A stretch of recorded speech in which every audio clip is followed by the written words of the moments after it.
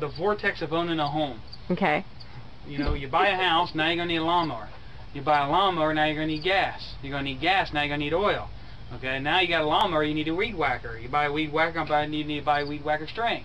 Okay, then you're going to need a garden tractor. Now your neighbor's got a better garden tractor than you do, so now you got to get a better garden tractor.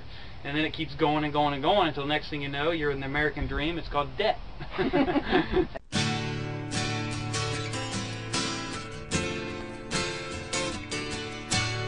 So that's what we started doing, was raising organic meat. And then it got to the point where it's profitable enough where I could quit my job at the city. So I quit the city job, which most people thought I was crazy, and started farming full time. And so we did that for how many years? 8. 8 years. And then once we started making it lucrative, I guess you could say, this is when the ethanol stuff started coming into play. Tell me about that. And well, we watch all the markets, the gold, the fuel, and all that, because farming is a commodity business. Once the ethanol started coming into play, started raising the price of corn. In farming, especially livestock, your biggest expense is fuel and feed, and the two things have went up and not come down. It's both. So with the markets all high, the corn market was high, the beef market's been high. You know, we were paying anywhere from $1.80 to $2 something a bushel. Well, last time we looked at it, it's $5.50 a bushel. Wow. So, you know, trying to buy corn, you know, anywhere from 1,000 to 10,000 bushels of corn at $5.50, that's a lot of money. So we decided either we'd continue farming and slowly go bankrupt for, you know, in the next 30 or 40 years, or we could sell while the market was high and kind of go into semi-retirement and travel. So that is what we decided to do.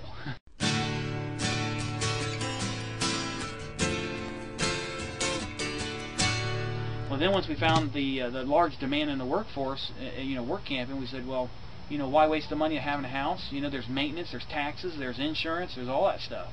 I mean, you still have insurance on your RV, but it's not anything like it is in a house. The biggest thing is the responsibility of the house. I mean, you know, you got to fix it and everything, you know, and I ain't seen a house yet that don't need something more done to it. How'd your families react when you told them the news? They think we're nuts. They were crazy. They were crazy. But you know, everybody thought we were nuts when we wanted to farm. Right. I guess the things that we like about it, about work camping, is one, you get to meet new people. Your neighbors are never the same. So it's not like when you live in a home, you know, your neighbors can either get on your nerves or whatever. You know almost every one of your neighbors is short term. You know, even if you're in a spot for 4 to 6 months, you're still, you know that the guy next to you is not going to be there. So you only got to get along for so long, you know. But things we don't like about it, really, I haven't found one thing I don't like about it. I mean, we don't mind doing pretty much any kind of work. It does, you know, we don't complain too much about that. I mean, as far as how long we're going to do it, I don't foresee me not, you know, stopping as long as my health's good and I can drive. Well, I think the biggest thing is when all you have is food and fuel of your expenses, then you don't really need a whole lot. You don't need that $20 an hour job or whatever. Right. You know, $8 an hour is pretty good for, you know, 8, 10, 15, whatever. And it's about compromise. It's about compromise. I mean, it's a lifestyle change. I mean, we go yard stone or something like that. You know, see all this stuff. You're like, oh, I could use it. It's like, no, don't need that. You know, so you gotta really reel yourself in. You know, when it comes as far as your needs, I guess, and your wants. Do you guys, you still have your property back in Ohio, but what did you do with all your personal belongings? Sold them. You sold everything? Yeah, we had about total 3 auctions, and they're all gone. Over about 3 years, it almost became an annual thing. Yeah. You know, everybody that we met last year, they were all of retirement age, and the best thing that we've learned is that, you know, they told us to do it now, don't wait until you're older.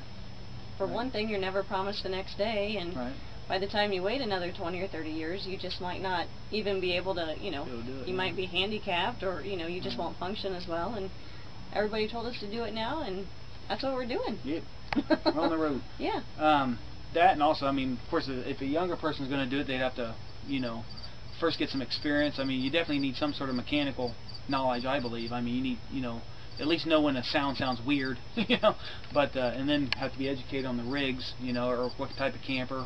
You know, not all campers are good for full-time living, you know, so that's about really it I can think of. I mean, yeah, just research it and see if it's really a lifestyle that you would want, and you know, when you have all you need, then what else do you need? You don't need anything else.